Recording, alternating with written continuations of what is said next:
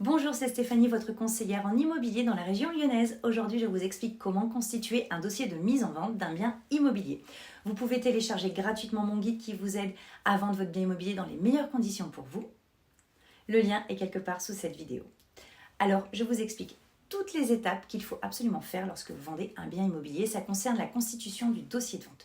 Tout d'abord, il faut faire intervenir un diagnostiqueur. C'est obligatoire et important de le faire en amont, de manière à ce que vous puissiez donner tous les éléments à votre acheteur. Et ainsi, il pourra prendre sa décision en toute connaissance de cause. Ensuite, il faut préparer votre titre de propriété. C'est le document qui prouve que vous êtes propriétaire du logement. Il est donc très important. Et dans ce document, il y a énormément d'informations sur les précédentes ventes, sur l'origine de propriété. Et l'agence immobilière avec qui vous allez travailler va en avoir besoin pour la mise à la vente. Il faudra aussi le communiquer au notaire.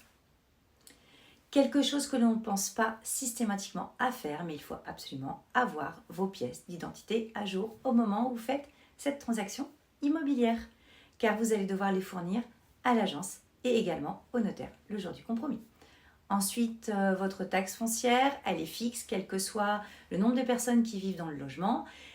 C'est essentiel de pouvoir la présenter à l'acheteur pour qu'il puisse savoir cette information importante pour lui, et le notaire va en avoir besoin également pour faire le prorata temporis de la taxe foncière. Qu'est-ce que le prorata temporis? Imaginons vous vendez en milieu d'année, début juillet, eh bien l'acheteur va vous rembourser du début juillet au 31 décembre parce qu'en fin d'année, c'est vous qui allez recevoir l'avis d'imposition. Ensuite, il va falloir préparer toutes les factures, gaz, électricité, enfin tout ce qui va permettre à l'acheteur de savoir combien ça va lui coûter de vivre dans cette maison ou dans cet appartement. L'idéal, c'est d'avoir les factures sur 12 mois, si bien évidemment c'est habité. Si c'est vide, on est d'accord, ça ne va pas servir à grand chose.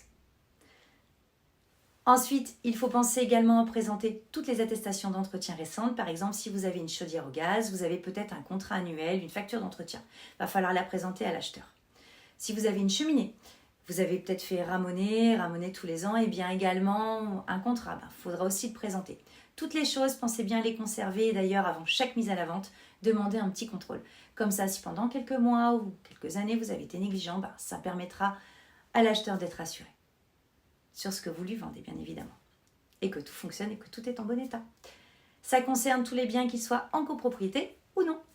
Vous pouvez également, et je vous le recommande vivement, préparer un dossier avec toutes les factures de travaux récentes. Ça peut être des travaux que vous avez effectués, car certains sont encore soumis à des garanties. Par exemple, le remplacement d'une fenêtre qui aurait moins de 10 ans, le changement d'une toiture, ou des choses que vous allez laisser, comme une machine à laver, un réfrigérateur, tout ça a de l'importance.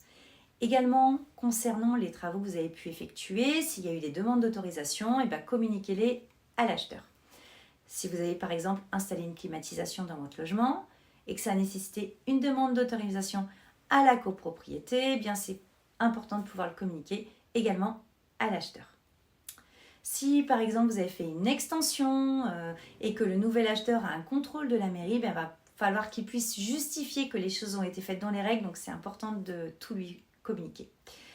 Concernant les biens en copropriété, vous allez devoir fournir donc les 3 derniers appels de charges, de manière à ce que l'acheteur puisse se rendre compte du montant des charges.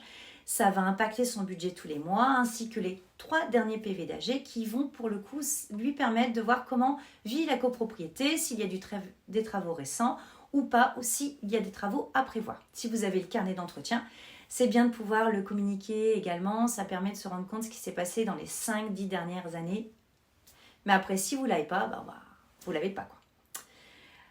Tout ce que vous pouvez communiquer à l'acheteur permettra de le rassurer et s'il y a eu des travaux de voirie ou des choses qui sont prévues, votées prochainement, dites-lui bien. Je vous invite vraiment à ne pas faire l'impasse là-dessus, à l'en informer pour que tout se passe bien et que tout se passe dans les meilleures conditions.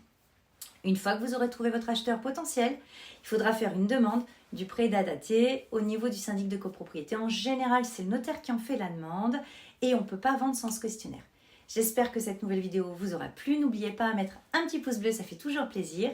De vous abonner en cliquant sur la petite cloche pour être informé de toutes les nouvelles vidéos qui pourront arriver sur cette chaîne. Et je vous dis à très bientôt.